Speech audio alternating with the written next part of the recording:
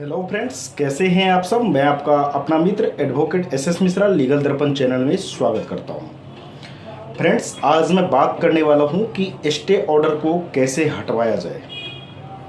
ये काफ़ी महत्वपूर्ण टॉपिक है, क्योंकि स्टे ऑर्डर को लेना जितना ही महत्वपूर्ण होता है उतना ही विपक्षी पार्टी तब परेशान हो जाता है जिनके फेवर में जब स्टे ऑर्डर नहीं होता है, किसी दूसरे पार्टी के फेवर में हो जाता है, तो जिनके फेवर में नहीं होता है वो उतना ही परेशान हो जाता है स्टे ऑर्डर को हटवाने के लिए जितना कि जिसको स्टे ऑर्डर मिला है उसको लेने में मशक्क़त करनी पड़ी है। तो इसीलिए इस टॉपिक को समझाना बहुत ज़रूरी है कि स्टे ऑर्डर को हम कैसे हटाएं।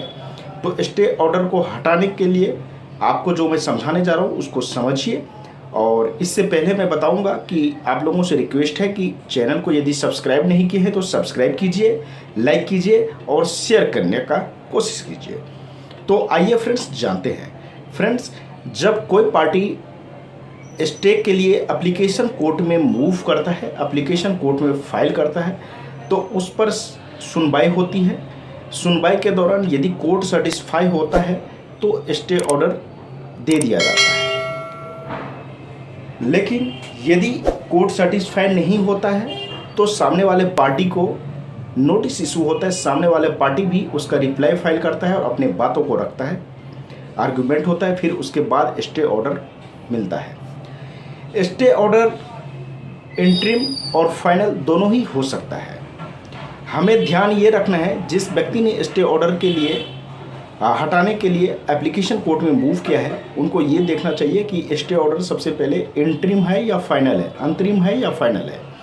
यदि इंटरिम है तो सबसे पहले उसको फाइनल करवाने का कोशिश करना चाहिए, और फाइनल करवाने के समय में उनको ये ऑर्डर देखना चाहिए कि इंटरिम जब मिला था उस ऑर्डर में क्या फ़ैसला हुआ था, किन चीज़ों से हमारे फेवर में ऑर्डर नहीं हुआ, चूक हुआ, उन चीज़ों को देख के और फिर उसके बाद फाइनल जब होता है तो उस फाइनल में उनको वो सारे चीज़ें लगाना चाहिए, डॉक्यूमेंट लगाना चाहिए। जो भूल चूक हुआ है उनको कमी को पूरा करके कोर्ट को सेटिस्फाई करने की कोशिश करना चाहिए। यदि उसके बाद भी, इन सब के बाद भी कोर्ट सेटिस्फाई नहीं होता है और उस ऑर्डर को उनके फाइनल ऑर्डर भी इनके फेवर में नहीं होता है, जिस पार्टी के फेवर में हुआ था इंटरिम उसी के फेवर में हुआ है, तो सबसे पहले फाइनल ऑर्डर को फिर सही से पढ़ना चाहिए।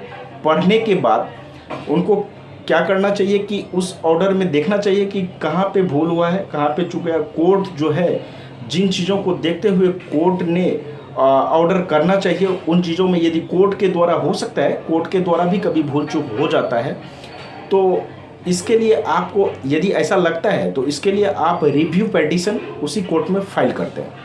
रिव्यू यदि आप फाइल करते हैं, रिव्यू फाइल करने के बाद फिर उसके बाद आप क्या कीजिए कि कोर्ट को फिर से समझाइए कि नहीं जनाब, इसमें ये भूल चूक हुआ है, ये मेरे फेवर में होना चाहिए। इसमें जो भी आपके पक्ष में है बातें, वो बातें उनको बताइए।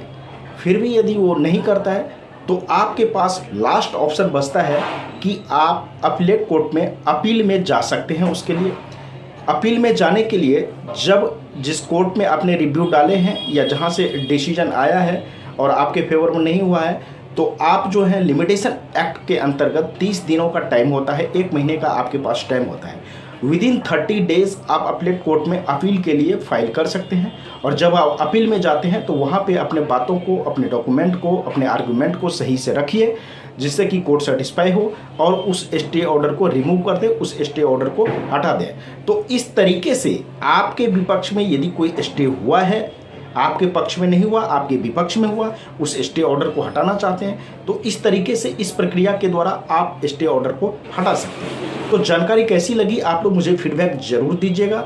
कोई कन्फ्यूज़न हो तो मुझे कमेंट करके पूछिएगा। आप मुझे यदि फ़ोन पे कंसल्टेंसी लेना चाहते हैं तो सबसे पहले मेरे नंबर पे कॉल बुक करके और जो पेमेंट है पेमेंट कीजिए, उसके बाद मैं आपको फ़ोन पे कंसल्टेंसी दे सकता हूं, क्योंकि फ़ोन पे कंसल्टेंसी जो मैं देता हूं वो पेड कॉल होता है।